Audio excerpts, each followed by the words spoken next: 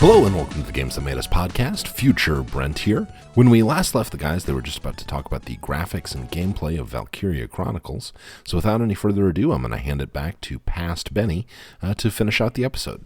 You can tell from how we're talking about this that so there is quite a bit of gameplay, mechanical, underlying stuff that you interact with and need to understand to play this, but on its face, there's so much to this game, the heart that it has,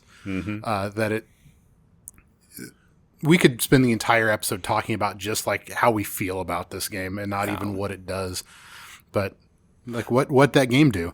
But do we want to talk a little bit about graphics and how it looks? I think because I don't think this needs to be a 2 episode. So let's get through some of the other stuff, because this game is fucking gorgeous, and the fact that it holds up. Like it's a PS3 game, and it's almost 20 years old, I think. Yeah, and it's gorgeous. It's 18 years old, and it's beautiful. Yeah, you can play it on a potato, really. Yeah, that's the surprising thing. I have an old XPS laptop with a 1060 in it, and it plays it just fine. You could emulate this on anything that you could run a PS3 emulator on. Yeah, it is available on Switch. I don't recommend that unless you find it on sale, but you can play it on Switch, and it's available on Steam on PC, which Nintendo. Is the best way to do it right now. Yeah, especially because you can get Valkyria Chronicles 1 and 4, which are kind of like the two crowning canonical members in the franchise. Yeah. Those are the only 2 I've played.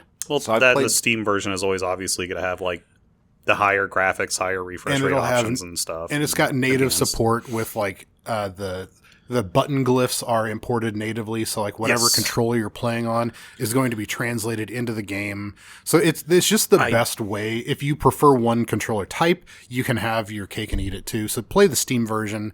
You'll probably get the best deal that way too. Remind me to bitch about the controls a little bit though. Specifically the controller controls. I want to talk about that because I think that your problems are not problems that I encountered, and I think I know I think I know one of the reasons why you struggled, but we'll get to that. I was going to say real quick. It wasn't a struggle, it was more of just a weird annoyance. I just used a mouse more often than not. So that's what I want to talk about, but when we get there what did Sexy Brent have to say? Oh.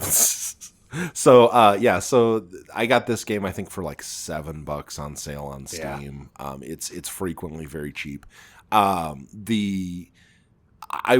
have played 2 and some of 3. They're both PSP games. Are they really? Yeah. Mm-hmm. And the PS and 3 is Japan only. There's a fan translation. I wouldn't recommend either 2 or 3. I haven't played 4. 4 is good. There is some fan service, but it's in it's extra missions. You can go out of your way to get it. Otherwise, it plays very nicely in line with this one. A lot of the things that we're saying. Have you started it yet? I haven't. I don't have 4. Oh, okay. Yeah, I've only. I thought you had the bundle. No, I just got 1, and then I was playing through the PS because I love anything PSP. So I was like, okay, I'll give it a shot. I think it holds up for what it's worth, and they add some nice mechanics to it. Yeah. So that was 2018 when that one came out. Yeah. Anyway, I'm sorry. That's we're pretty all recent. over the No, map you're fine. You're fine. I wouldn't recommend 2 and 3.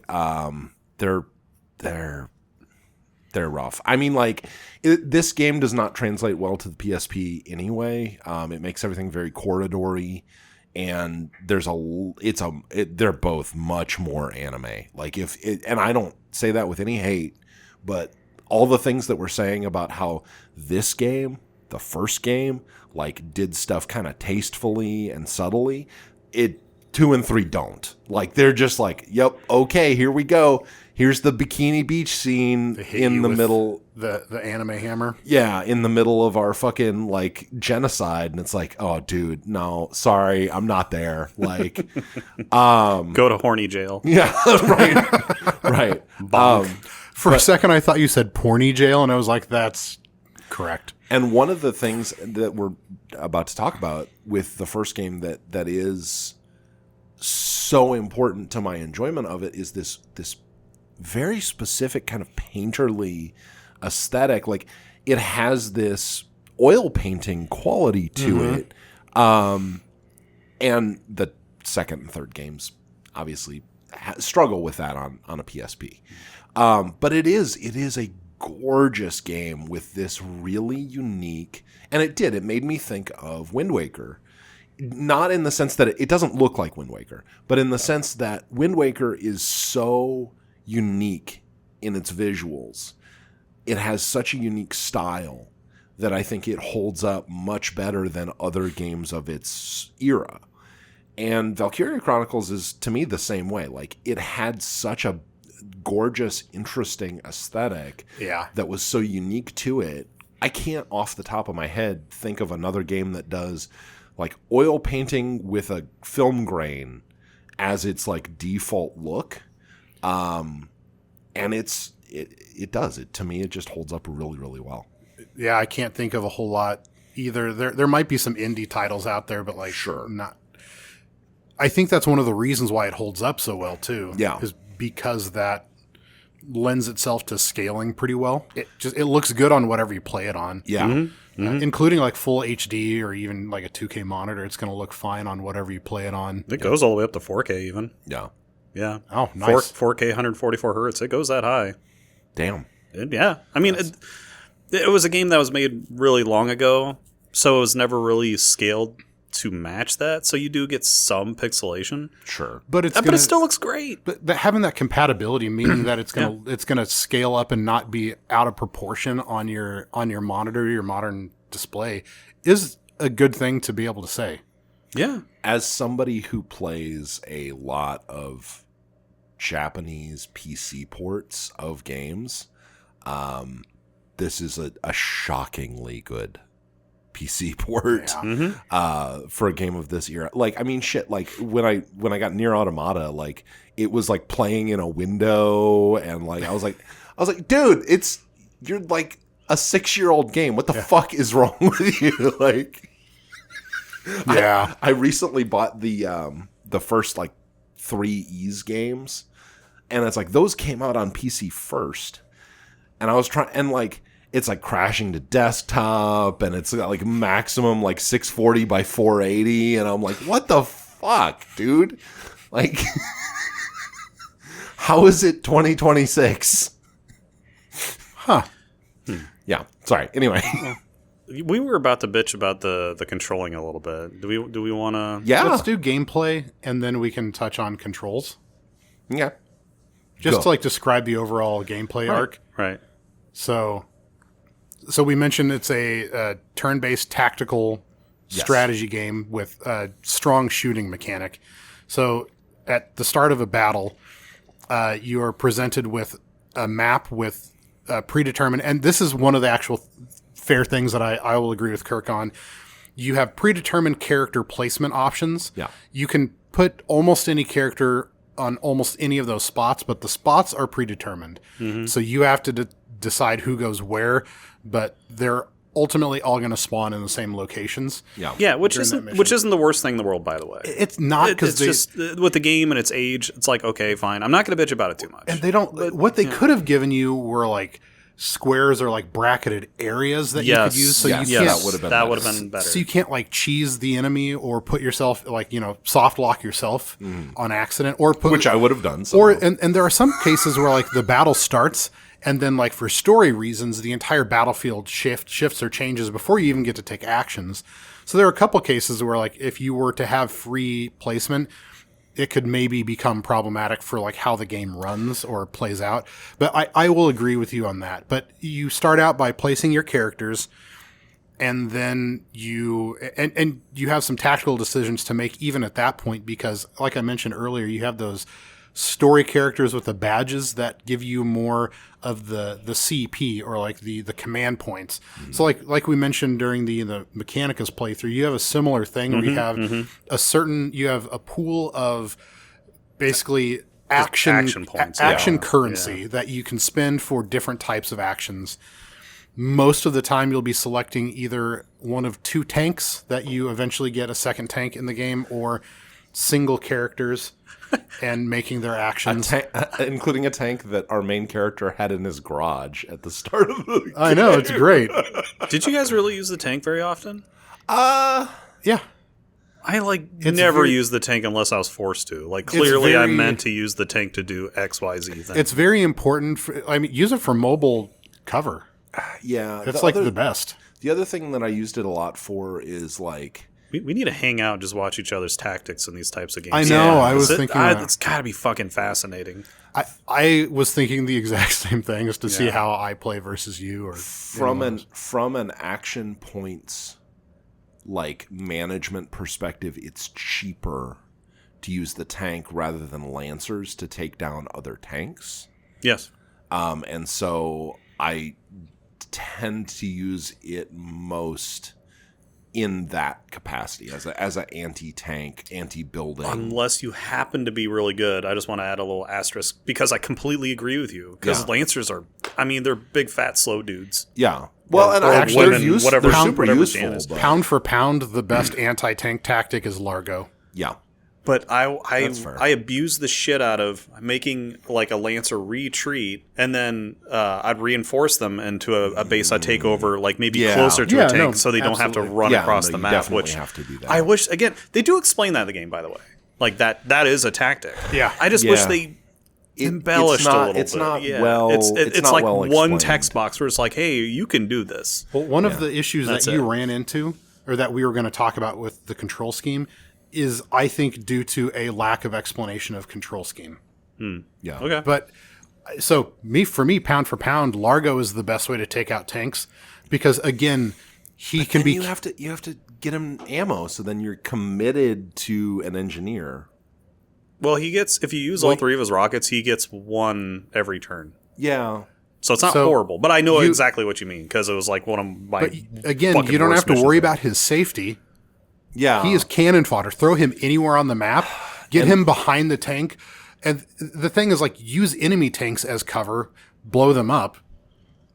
And then it's like you can put, like, if you're in one of those missions where you have like active guns that are like trying to mow you down while you're moving, because that's a mechanic. While you're moving, enemy units, stationary gun emplacements, anything that can target you and track you up to a certain extent of distance or like a range of motion will shoot at you while you're in motion. Overwatch. So you have to. Overwatch. So you have to think about how you're going to move your characters on the map. So I will frequently use the enemy tank as cover and then move behind them, because there are enemy tanks all tanks have weak spots. They have these cooling radiators. Yes, and we haven't talked about. No, we haven't. Oh my God, what's it called? The weird glowy blue energy source that everybody's fighting over. Oh yeah, the Ragnite. Ragnite. Yeah, It's basically it's like your scarcity driven mechanic is like everyone needs Ragnite for fuel and to power all their technology, and there's not enough of it.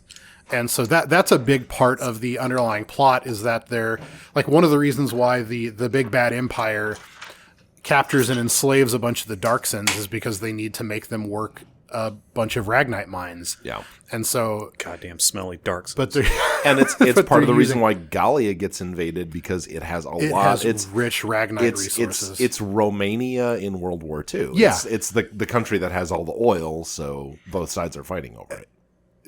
And even some of the aesthetic, like some of the garments and everything kind of have a little bit of that feel to them. Yeah. Especially the Darkson peoples. For sure. But yeah, so all of the technology runs on this like pseudo nuclear fuel / oil based, like petroleum / like magic stuff called Ragnite, but you have to vent the heat. Apparently. And so all technology has radiators. Yeah. And for the tanks, the radiators are weak points, oftentimes being like a single shot kill for a Lancer, for like a dude with a rocket. Yeah. Yeah. And so I'll sneak Largo behind them, blow up even like the large tanks can go down in 1 or 2 rockets, and then just leave them out there to get blown away. Cause it sounds heartless, but because he is effectively invulnerable from a plot standpoint, right? You can just let him get mowed down, and then bring him back. Wait one round, and then it's a cheaper action economy to let him die and bring him back later than it is to keep moving him around. Fuck. I'm just saying there are ways to gamify this game, man. Yeah. Well, and so so anyway, you have different character types. Yes, that have different it's like a levels of action economy as well. So your scouts can run a really long way. They have light rifles. They can be the scout is OP. The scout is the best class for sure. They can absolutely wreck shit. They can be anywhere in an instant, pretty much in like a single round. They are your most utilitarian class because they can do almost anything. Alicia and Ica were in every battle. They were always they were always my fucking MVPs. Yeah. Then you have your machine gunners. Yep. Shock troopers. Shock troopers. They have submachine guns. Sorry, and they they're not half bad either. They can take a lot of damage. And I loved Rosie. I loved the fucking racist shock trooper with the red hair. Rosie. Yeah. Oh my god. Yeah. And when they get to level 11 and they get their bizarrely enough, did not do it for me. No. Weird. I actually did not like her. That is shocking. Maybe it's her she's racist. Yeah. Well, the red hair, and then she had like red eyes too, and I'm like, that's weird. She does have weird colored eyes. Now that I think about it. And I'm like, no, you're not doing it for me. Move on. Yeah. Sorry. Yep. Level 11 shock troopers are incredibly good because then they get flamethrowers. What? I didn't get to that. Are you for real? Yeah. I've been leveling up everything like. So you have the scouts with the Ran Greaser, right? Like the long distance grenade. That's super good. Yeah, the flamethrower that the scouts get or that the shock troopers get is fucking sick. Oh, because it doesn't decrate. So, like a lot of tactical shooters, your characters can take cover, like actively take cover, and it reduces the amount of damage they take. Not only will the cover itself block incoming fire, but it will also actively reduce the amount of damage you take just by the fact that you're taking cover. And I think you're immune from critical hits too. You are. Yeah. Except flamethrowers ignore that. Which makes sense when you think about it. Does. Yeah. And they sweep an arc instead of just targeting one. So if you have like 3 enemies behind a barricade that you couldn't kill with anyone else, you can just annihilate them. God damn it. It is so OP. So I know what I'm doing. It is very short range, so you have to think tactically about how to get there without getting killed in well, I mean, likewise. The shock troopers can take so much damage anyways. They're really damn near equivalent to a Lancer in a lot of aspects. Especially as far as HP points. With another 50% or more action points. So that's another thing. Like you consume either 1 or 2 of your overall command points per turn, and that defines your turn as the number of command points that you have overall. Yeah. You use 1 for a normal character, 2 for a tank, and then when you get to the character's action, they have a certain amount of distance that they can travel. They can run or walk a certain amount of distance, and you can take 1 action during that turn. So you can shoot, or you can use a healing item, or a grenade, or a couple of other things. The engineers can repair tanks, or and there are some things that don't cost any action points or don't cost your turn, which are super useful, like setting up barriers again with the engineers. Or the engineer, just if he's just within proximity of like a Lancer, he just automatically refills their ammo, which is really nice. And I like tanks how too. I like how that just grenades for other characters. They refill ammo for anybody. If you had to spend a point to do any of that shit, I would have been like, fuck engineers. And I still have problems with engineers anyways. I just don't use them. I don't even use the tank for that matter. Here's how I like dealing with the engineers. This is something you mentioned in your notes, Kirk, that I was going to mention. You don't like so you have equipment that you can put on your characters. You have guns, and you have different types of guns, and in particular, you can harvest them from some enemies. You didn't like some of those guns because most of them worse. They were always worse. Well, most of them are inferior, but that's only if you prize accuracy and range as the sole beneficial traits that the weapons have. But throw those guns, throw the more powerful rifles on your engineers. If they get into a rough spot, they're more likely to survive because you're not going to be using them for long-range combat. Fair enough. They're utilitarian units. So if you get them into a spot where they have to dig themselves out, those guns that hit harder are more likely to bail them out. Gotcha. And I will say... And I appreciate and understand that. I just don't use engineers anymore. I mean... But you're absolutely right. Well, I totally get what you're saying, and I agree. And I'm going to try that out. Well, and you say you don't use the tank as much, so you don't need the engineer as much if you don't utilize the tank as much. Mm-hmm. So that's a trade-off that you can make. That's true. The one thing I will also say that I think the game doesn't use some of those attributes as much as you think it does. I have noticed that when you aim a character to take your shots at an enemy during your turn, you have like your reticle is bigger or smaller based on how much spread your shots are supposed to have, right? So like you have, right. So, and that's really common. Like, everyone is used to that kind of mechanic. You've got maybe not for any of our listeners that aren't familiar with this. In a lot of shooter games, your reticle, like the 4 little pips that appear in the middle of your screen to like be your aiming point, can sometimes appear wider or narrower depending on how wide your spread of shots is anticipated to be. Usually based on distance a lot. Yeah. Distance and the quality of the gun in this case. Yep. So in this game, you do have that spread indicated. I have found personally that your shots still tend towards the middle more than the outside. Yep. So I don't worry. I have since stopped worrying as much about those attributes of those guns that you can harvest from the enemies, because you still more often than not get a center shot from a lot, especially the shock trooper guns, I think are really good. I always give Rosie one of them because I find that you still mow stuff down faster with them, even though the accuracy and range are lower.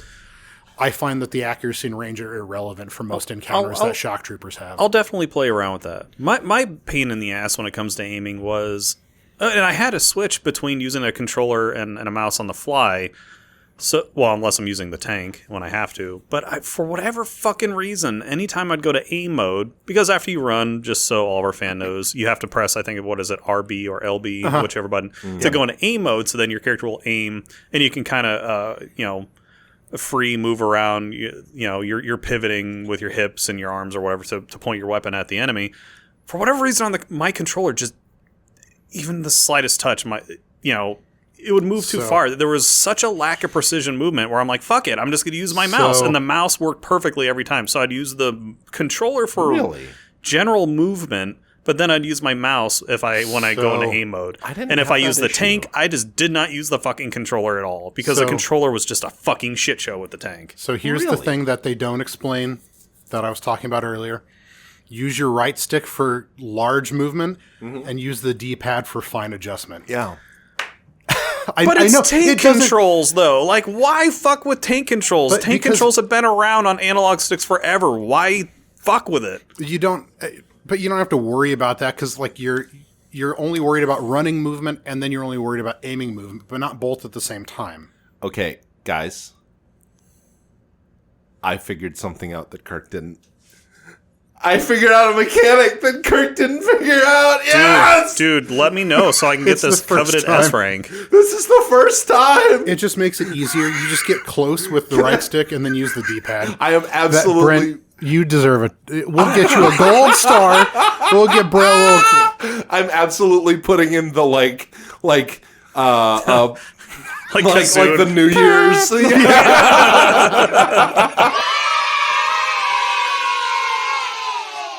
We're going to get Brent a little gold star to put on his homework. Oh my God. And it's going to be scratch and sniff, and it's going to smell like bananas. And we're going to put it on the refrigerator right there so we can all remember. It's going to say grape. And it's going to have a bunch of grapes, and I'm going to scratch it and smell it, and it's going to say grape job. Is it the tank in specific?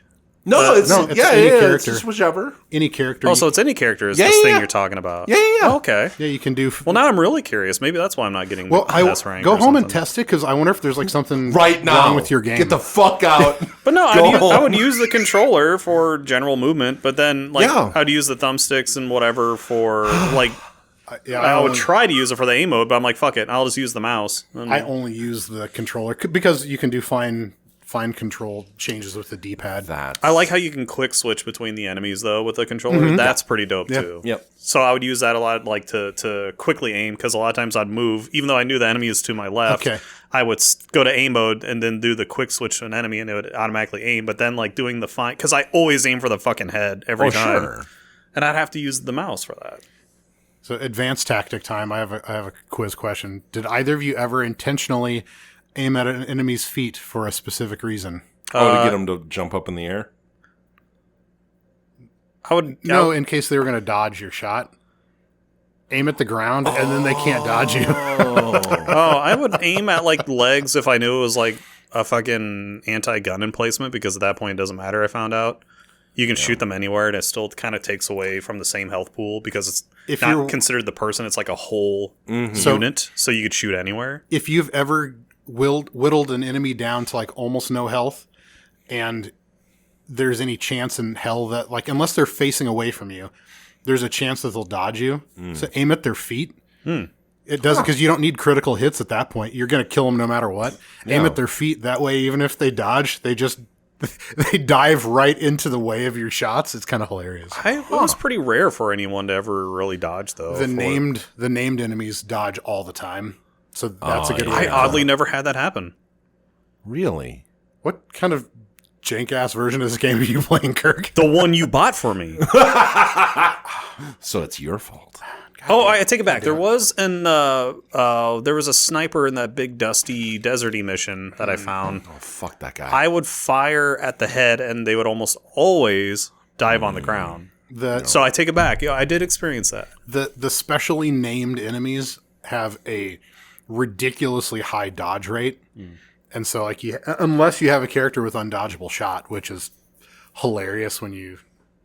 I love some of the more advanced character attributes that you get as, like, the characters develop. Yeah. Like Alicia getting, like, the mysterious body.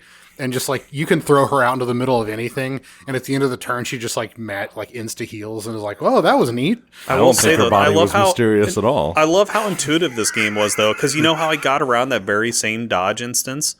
When I initially fired at that sniper, they could see me, even though there was a sandstorm going on. You know how I got them to not dodge? I had Alicia just run behind them, so I was out of their line of sight, and I would shoot them in the back of the head. They can't dodge that if they're not looking at you. Yeah, you can't. Yeah, you can't dodge, and your characters won't either if you shot them. I know that sounds morbid, but if you can dodge a sniper bullet, you can dodge a ball. But I love how the game takes that into account. Where it's like, oh well, I was still standing in front of this special character, and I fired at them, so they jumped to the ground or went prone. Right. But I'm like. But there's on another try, and I found it out by accident. I'm like, because I just had Alicia run as far as she could and then turn around, but they weren't facing me, and I shot at the back of their head and it killed them immediately. Yeah. I'm like, oh, cool. So we've kind of touched on a lot of what we were planning to touch on here, but I love how much detail there is. He was going to dunk on me about something, so... No, that was it. I'm so excited that I figured a thing out and you didn't. What was it? The fine aim mechanic. D-pad fine aiming, yeah. Oh, cool. Yeah. It's I think they explain it. That's the first time that's ever happened, dude. I think they explain it, but it's I thought it was like an entire mechanic.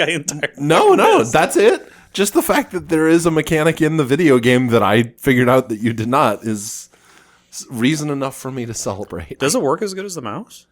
I think I never had any problems. So what it does is like the right stick moves it really fast, and you have like gross control, and then with the D-pad you have much slower fine control. So it moves the reticle. Like you can do it like pixel by pixel, like by tapping. So like you can like even on very far away enemies, you can really fine tune aim. Which might be part of the reason why I use so many snipers. Yeah, Brent, gold star, buddy. That's awesome, right? I love it. Great job. So, I love it. This is going to make my life a lot easier now. Yeah. I'm already doing really, really good. But that's a failure of the game because normally you're good at picking up on those kind of, and I think they mention it, but it was probably a little throwaway text thing that you just missed. Mm-hmm. Which was another complaint. I wish the text boxes, like I could control that and make it go faster. Because especially if I'm redoing a mission, because my type of grinding, I want to skip all that shit. And there's just no option to do it or make it faster. Yeah. But anyway. Oh, you can skip blocks of you press start. Yeah. Some of them, but at mission start, you can't. Oh, yeah. Some of that stuff you have to just... the mission briefing is like... Any other thing, you just press start and it skips the whole thing. Yeah. But overall, I think that... I love how differently this game played for all three of us. Yeah.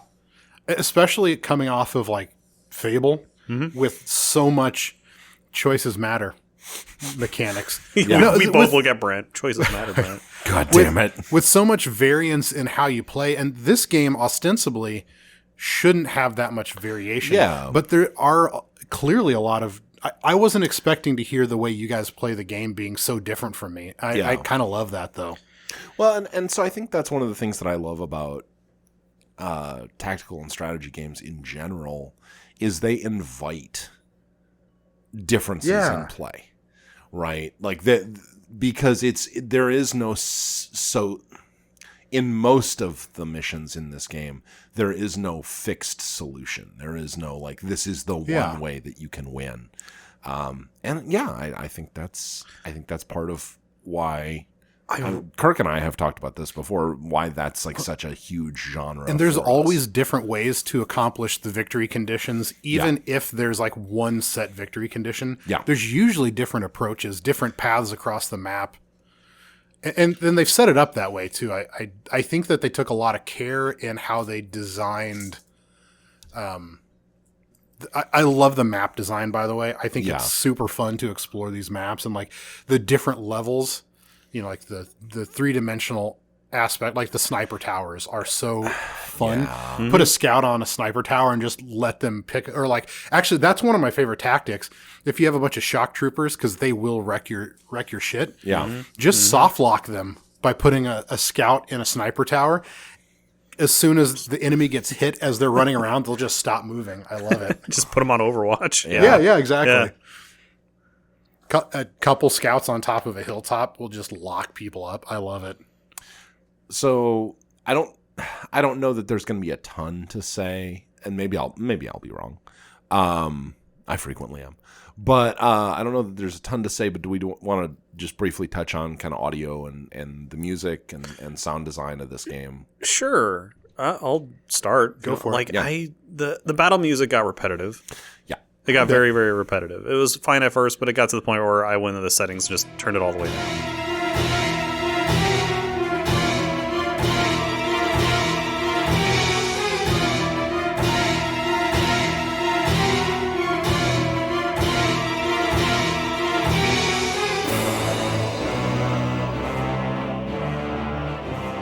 Like I can't take this anymore. This is one where I watched something else on my other monitor and basically turned the music down. Yeah.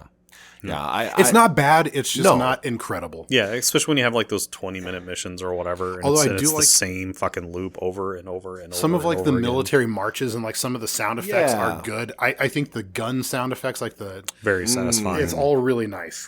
Yeah, I would say the sound design is better than the music. What adds to it is that Scott Pilgrim-y kind of like when the text is on the screen. I love that, like the rat-a-tat-a-tat-a-tat-a-tat. Yeah, no, I love that. Yeah, and again, like that's maybe we're thinking this the wrong way. Maybe it's more of a comic book than a like encyclopedia in terms of the way that it's presented.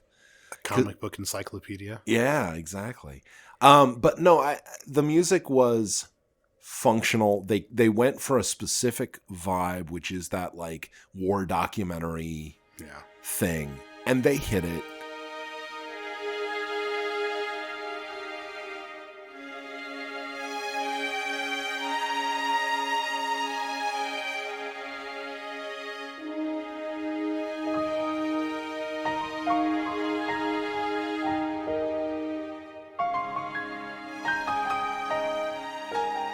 And it's good for what it is, but this isn't a game that I'll ever like, I want to listen to the OST for Valkyria. They really needed like a couple more battle songs or something, because this one was just... And not only that, like the battle music that you get in like Final Fantasy, right? Yeah. You listen to that over and over and over again, and you're fine with it. But then there's battle music like Super Mario RPG that makes you want to claw out your own eyeballs and jam them up your ass.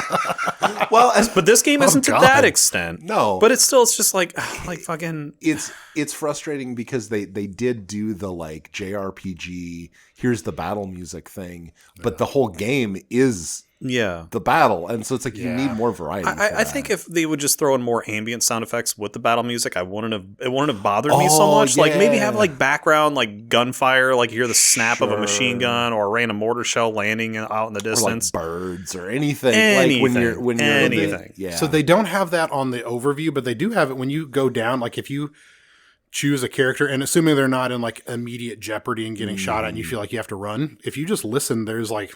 Radio chatter and like gunfire. Yes, the radio chatter. Yeah, the radio chatter wasn't like because you could be running through and it's like, who are these people? Like that was really cool, but I needed more of like. I will say it's a little sparse. Yeah, like even though if someone wasn't shooting at me, but if you could hear like a ricochet in the background or something, just something to make it more seem like a war zone. I think they could have done more to give it it would have been really easy to do. The atmosphere could have been polished a bit more. I wish there was a little more variety in the audio in general. The audio highlight for me we already talked about was the voice acting. Oh, for sure. That's definitely it. And like especially Welkin, like he's such a like goofball and so. And I really liked that from like a character development standpoint. Like he's clearly not meant for this.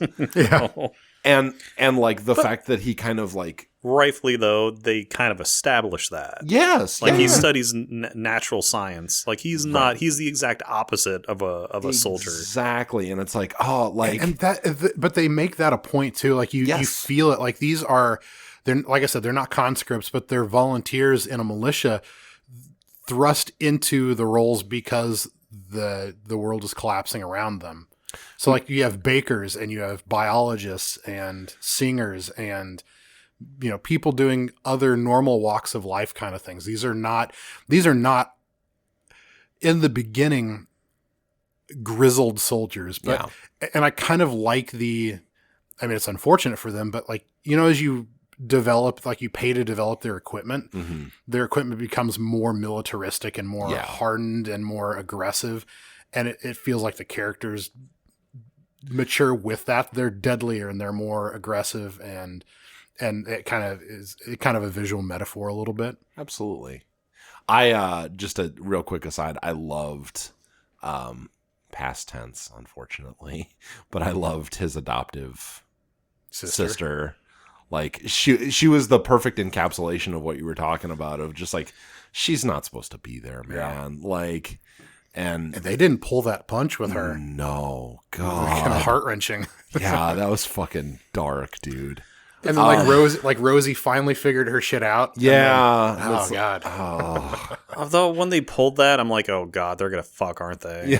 That was my first thought. Was Welkin and his adopted sister were gonna bang. It's like, hey, we're not blood related after all. Let's do this. I'm like, gross.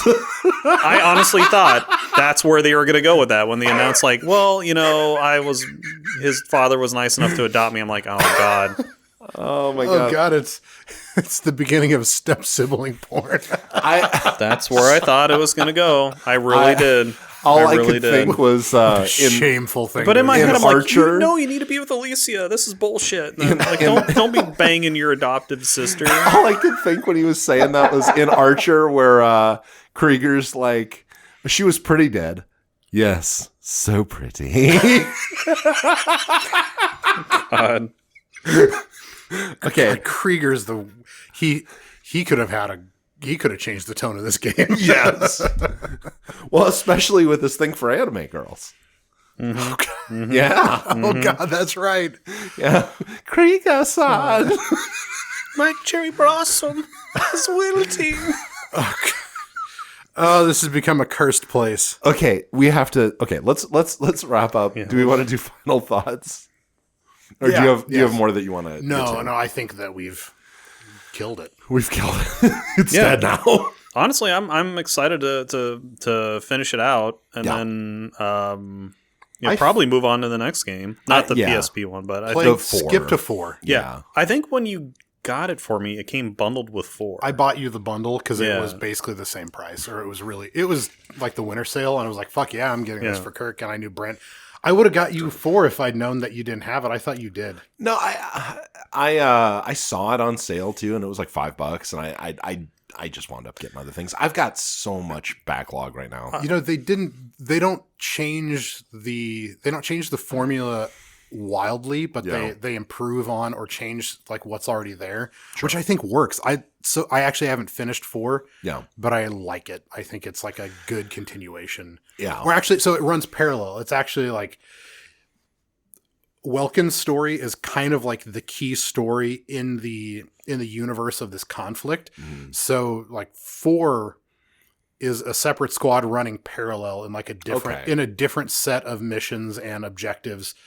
But it's like happening at the same time, and you even encounter them a little bit. Like it's kind of I think it's well done. I'm looking forward to finishing it. 2 stinks out loud because it's like it's a sequel, and there's like a civil war going on in Gallia between people who are cool with the fact that their princess is a Darkson and people who aren't. And so it's like. It feels like a regression in the anime beach scenes. It's problematic. It's not a great game. That feels like a much weaker plot. It is. It's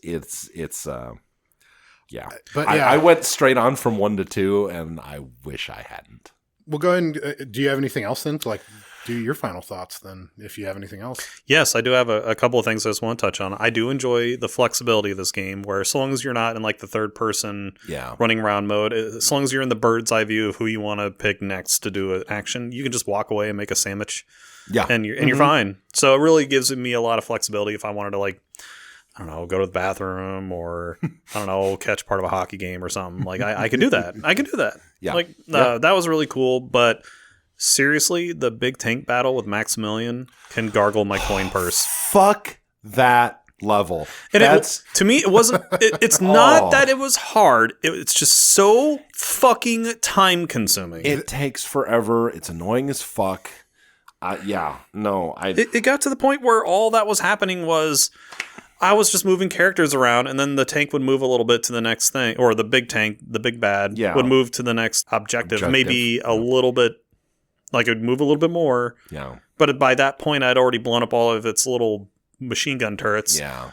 And then... You get to fight him again later. Yeah. So it was... And then by that time, the enemy... Because at a certain point in that mission... I forgot I was on audio. Eventually, in that mission, reinforcements show up. Yeah. And if you blow up all the little machine gun turrets... the tank, if it doesn't have anything to fire at, it's just collecting those CP points or combat points. So when the reinforcements arrive, it's no shit like 10 minutes of just those new soldiers arriving, just moving. And it's like, well, I'm going to go take a dump. And then, maybe by the time I'm done... Well, and come back to my computer. You've got like half your guys evacuated. So like there's nothing for them to shoot at because you're trying to redeploy to the last... last base. That mission that sucks. It filtered me so fucking hard. I was on that for like a month. I almost like that was a point of the game where I almost stopped. But I'm like, no, I have to master this. I have to just kick its ass. I will agree that mission is is objectively too tedious. And it's the weakest part. It's not tuned very well. Well, and it solidified my point where I think they should have given options like, especially the enhanced edition, of being able to speed up text boxes, being able to speed up combat, or speed up the enemy turn, or do something. Because if I wanted to, I got a B rank in that mission. Yeah, because I just couldn't fucking waste any more time. And I tried it multiple times. I'm like, fuck it. Like I'm really glad to hear you say that, because that was that was the only part of the game where I was like, fuck this, fuck these people, fuck this thing. It wasn't even a matter of skill. It was a matter of patience and time. It's like I have a life. I'm sitting there wearing my Shoresy jersey, waiting for the hockey game to start, and I can't. I'm not going to waste another 10 fucking minutes to watch all of the enemy troops move around and do their thing. I'm like, no, I got shit I want to do. Yeah. Yeah. No. 100%. And then Selena Gomez or whatever her name is, starts with an S, but with her little Gatling lance in that mission, that's so fucking stupid. Sylvaria. Yeah. Actually, what's that? Selena Gomez. That's great. Fucking whatever. That was kind of annoying too. Like, it's like, what I did was just put the tank near her because you keep firing at the tank and it did nothing. So you could have people like walk behind her and she wouldn't even react. She would just keep firing at the tank, which was doing nothing. That actually, did you have other stuff or just that was tedious? No, that was it. I eventually got past that mission and then I just kept going. I got to like, 12 or 13. Yeah. I know I'm fairly close. I think there's only 18 chapters. Yeah, I was going to say, you're pretty close to the end.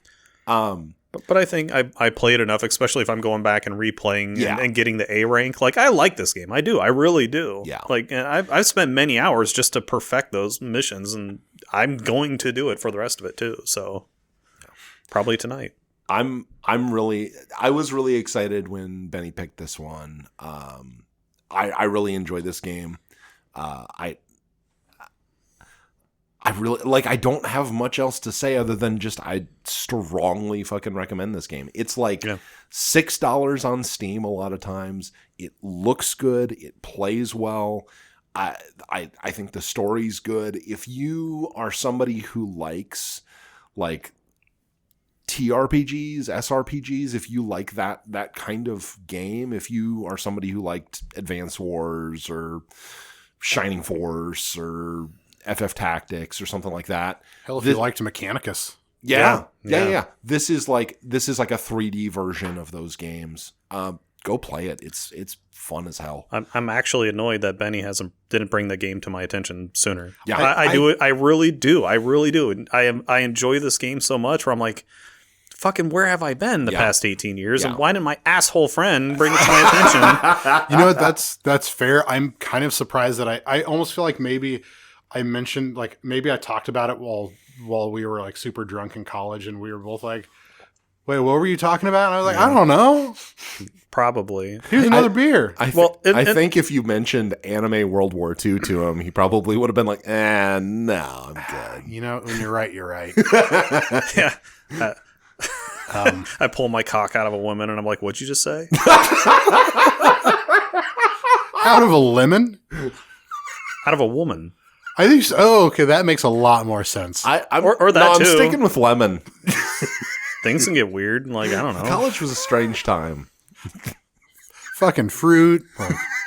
But you're not wrong. I probably would have been like, no, I need to go hit on this floozy over here. I could say something about how some of the chicks you were with, you should have fucked a lemon afterwards just to sanitize, but I'm too good for that. You're not wrong. I did get tested every February before Valentine's Day. That was kind of my thing. That's such a very thoughtful, sweet, and gross.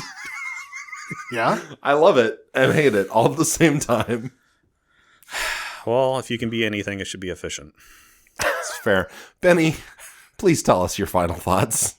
We have to get out of here. We're trapped in this podcast and we can't get out. I think I made it pretty clear. That's the name of the next episode. Yeah. I've made it pretty clear I love this game. Yeah. And I'm surprised it took so long to bring it to the podcast and also to Kirk's attention. Mm-hmm. Because this is absolutely one of like the top of this genre in my history. Like, I need to go back and finish Final Fantasy Tactics because I've actually never finished it. But me either. It's fucking hard. It's really hard. Yeah. I was thinking about some of those. Like, I wonder if that might make a fun episode. Like, an important game that one or more of us never finished or something like that to go back and try to do. I mentioned Advance Wars. We got to talk about Advance Wars. I love it. But I love this game, and I think it's accessible at a lot of levels, especially for the people who listen to this podcast. Absolutely. I think it's palatable. I think that don't be frightened by the grind that we talked about because I don't think you have to really grind very much to make this game playable. If you're just better at it than I am, there's very little grind. And it's so charming. You know, I thought of something. I'm going to go back to gameplay for just a second because I meant to mention this and I forgot until just now. You know what? The one thing that you don't get to do in this game that shocks me to this day and still frustrates me and I wish was different. Just for one mission, even for a skirmish, I wanted to be able to control one of the Valkyria. I see why they didn't. I absolutely, but I agree. It is defensible. That's why I say even a skirmish, even like just a little skirmish, it would have been really fun. Let me control that just badass Gatling lance or like the big the cannon lance that Alicia has. Like I just want to be and like I want to see what the mobility bar is like for the Valkyria. Like I just want to be able to run across the map and just mow shit down. Just once I wanted that so bad, and I can't believe they didn't do that. You know what they should have had was a spin-off FPS playing as one. That could have, or even like a third. Actually, I think a third-person shooter would have been really fun with that. Yeah, that's true. Oh, did they ever have one of those flying pig like in a plushie? I need that, please. Oh, they're so cute. Aren't they? I don't know, but I hope so. I bet I would not be surprised if Etsy has one.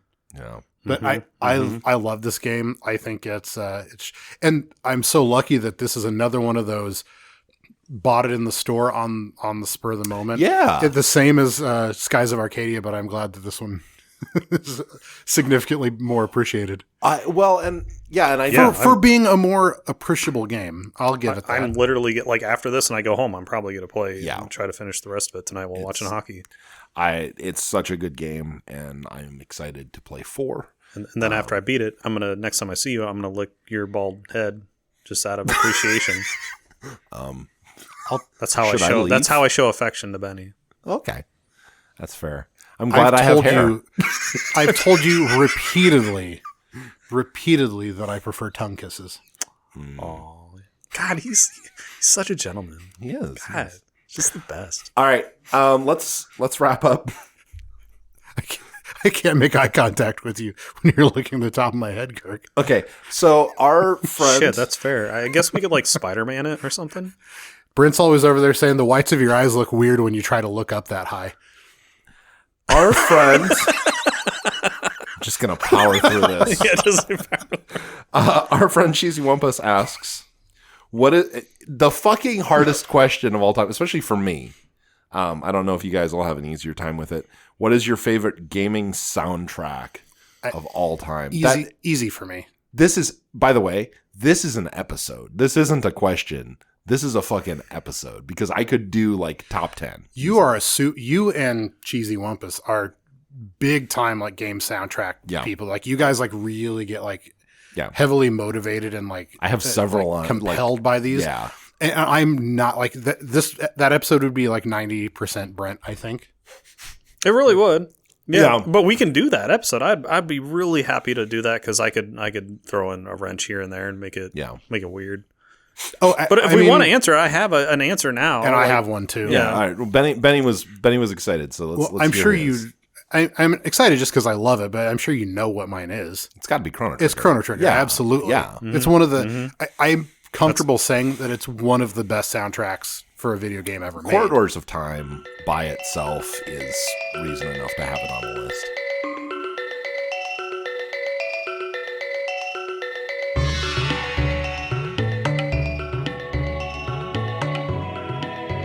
I mean, it's one of the only soundtracks I go out of my way to listen to regularly. Yeah. Easy answer for me, but I see why it's a hard answer for some people, for you specifically. Yeah, we already talked about it, but Fable. It's a great soundtrack. Yeah, the Oakvale theme lives rent-free in my head forever.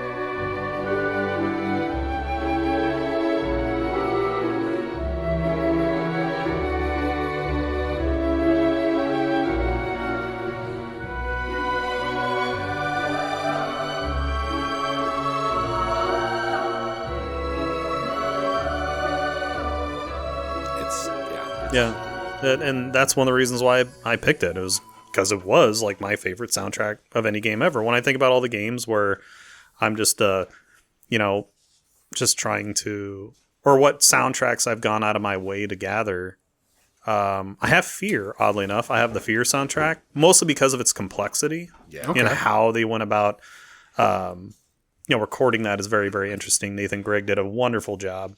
But Fable and its soundtrack with, like Danny Elfman and like, it's hard to argue against that. Yeah. So, yeah, this one's, I've had a chance to think about it, and I'm going to narrow it down to 3, and I'll stop at 3, maybe 4. 10 at most. Okay. Definitely Chrono Trigger absolutely is like, but then I think about Chrono Cross and I'm like, Chrono Cross might actually have a better soundtrack than Chrono Trigger, which is almost heresy, but both of those soundtracks are amazing. Yeah. I've mentioned on the podcast before, it's like Chrono Cross to me is a soundtrack that happens to have a game attached. It's a slightly more dynamic, especially with like having sound on a CD. Yeah. You have a little bit more room to play. Absolutely. And everyone should give Yasunori Matsuda as much room as they possibly can to play however he wants, because he's a fucking genius. The dude almost worked himself to death on the Chrono Trigger soundtrack. Yep. Which is why they had to bring in Uematsu for to finish it up. Obviously, Ocarina of Time is like, we talked about it on the Ocarina of Time episode. I almost talked about that. I almost talked about Ocarina of Time and... Did we think that was a good soundtrack? It's one of my favorites. I think it's good, but I just... Okay. Oh my God. It's all good. It's all good. Yeah, the Kakariko Village theme plays in my head sometimes. That like Song that little like storms. That little like provincial sound, that like that happy little village song is so good. Yeah. My phone is Zelda themed, and all of the ringtones that I have for all my like close friends and family are random Zelda songs. And then I'm going to throw a weird one at you guys. I'm going to say Xenocrisis. Never played it. Don't know. Oh, it's okay. It's a like Smash TV style top-down shooter. With one of the most just like badass like butt rock soundtracks ever. It's so good.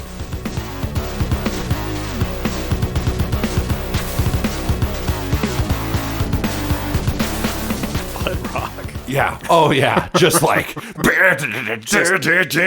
huge amounts of gay sex. I mean, you're not wrong. You're not wrong. And then both games in the Nier series. Both you a good butt rocking. Put the controller in your colon. But both put the vibrate on maximum. Jesus. But both Nier Automata and Nier Replicant are just. I don't even have fucking words for how good those soundtracks are. Emil Sacrifice from Replicant is like, if I'm just like about to fucking cry, I'm like, I gotta put this song on.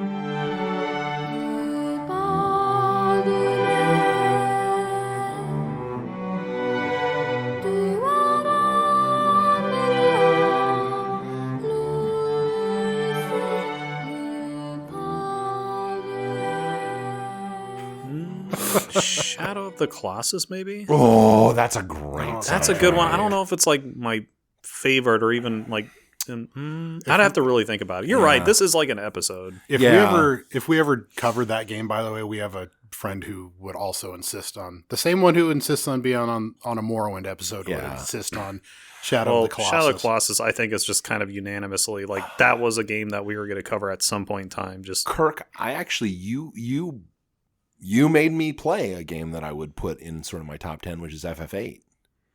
Oh yeah, that's all right, soundtrack is awesome. Especially like the theme for the oh my god, the garden, Balia Garden, Balaam Garden, where they are at the start.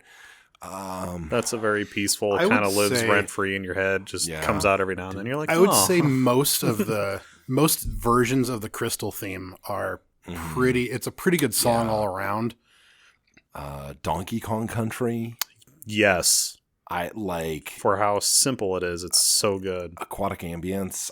I've made many like aquatic ambience changed my life, but it really kind of did. Echo Tides of Time. Yeah. That's like borderline creepy. Yes, no, absolutely. Like that mysterious kind of, because that whole game is fucking weird. But like its soundtrack for the Genesis, like it. Silent Hill 2. We don't go to Ravenholm. Fucking Silent Hill 2. Oh my god! Like Theme of Lara. Mm-hmm. That track, like, oh my god damn! Like that. This is what I was talking about. Like it's. Not just soundtrack, but you know what? Like I love all of the sound in general that you get hit with from Portal 2.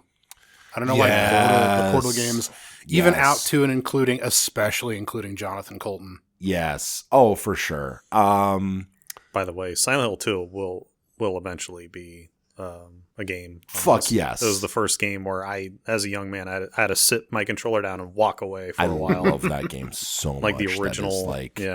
Yeah, that is one of them. I haven't played the remake yet. I should. I should too. Yeah, but it's one of those games where I was like, I guess it needs a remake. It does. I mean, there's things about it that are very dated, but like, I still love the original so much. It's like eventually they're gonna remake Ocarina, and I'll be like, yeah, probably they should. You really think Nintendo's gonna do that? I do. Because it's something the consumers want, so they're not going to do it. They do hate money. They hate people. That scares me. The idea of that they would potentially ruin that. Oh, and every fan remake they've been doing with like the Unreal Engine or whatever, Nintendo shuts that shit down so fast. It's like, we fucking grow up. Stop paying lawyers and start paying developers. Yes, thank you. Yes. Can I just say, all of those look like garbage. Every time I see one of those like Unreal Engine Ocarina of Time remakes, I'm like, and everybody's like, oh my god, this is exactly what Nintendo should do. And I'm like, it looks like trash.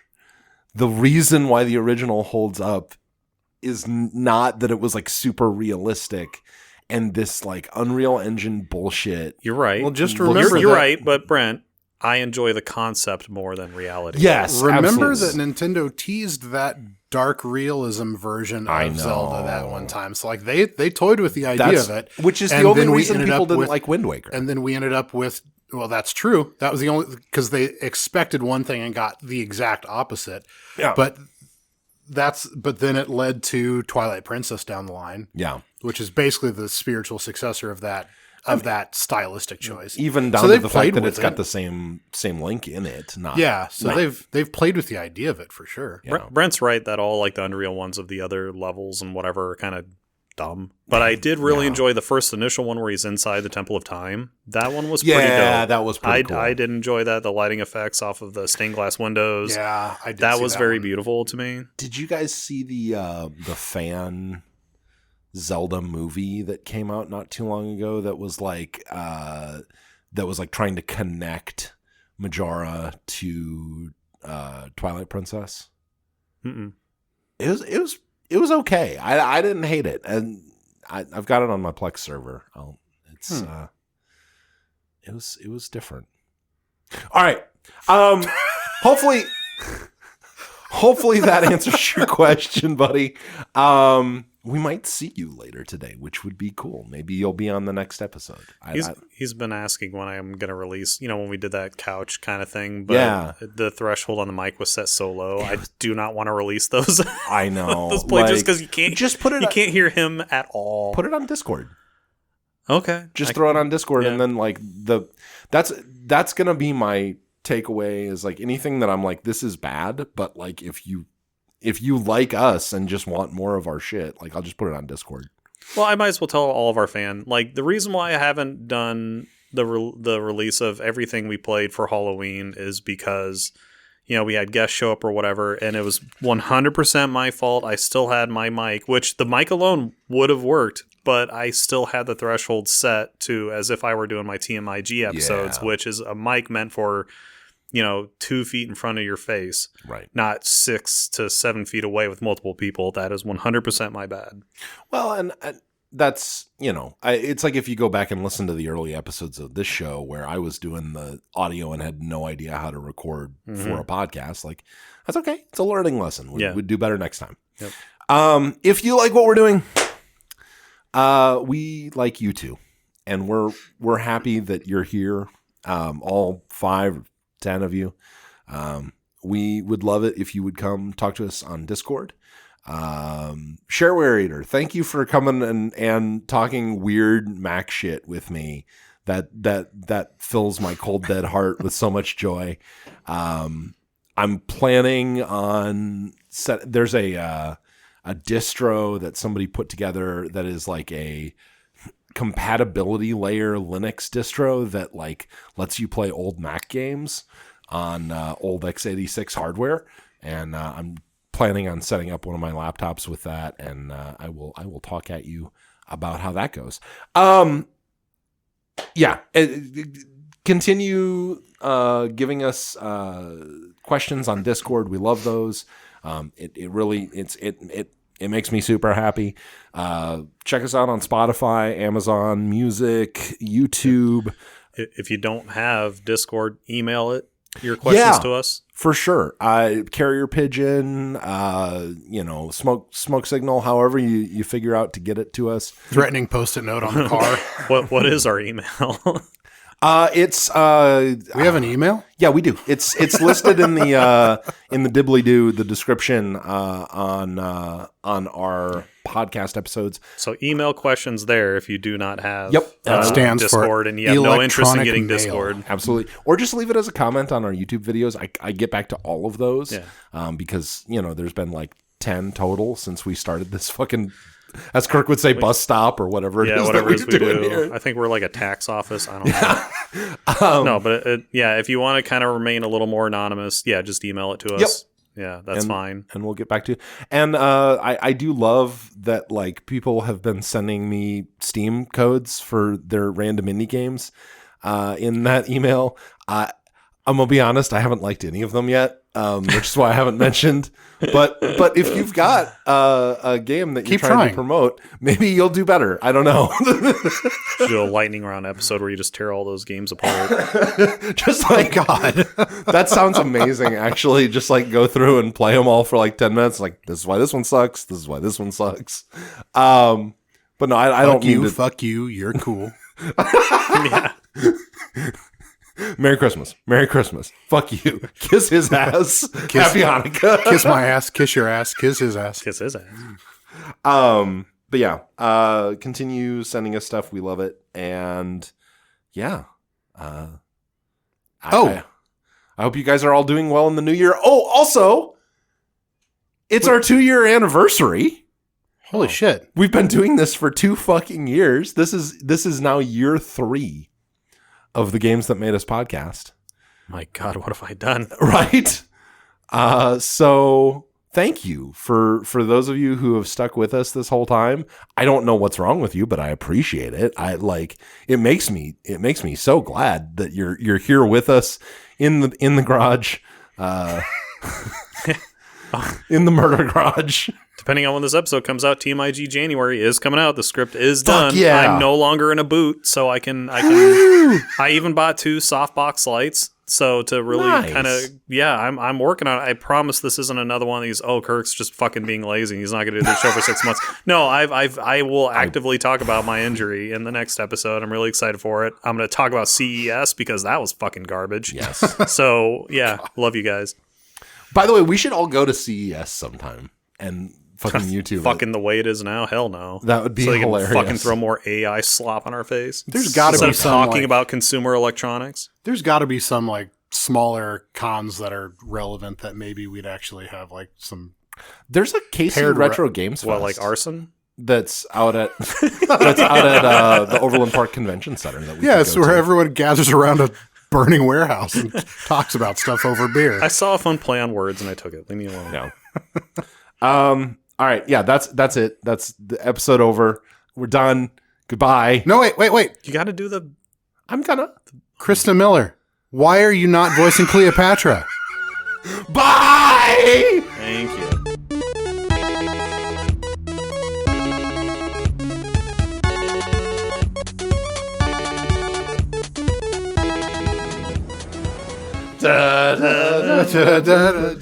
I got Popeye's chicken on the way. Fucking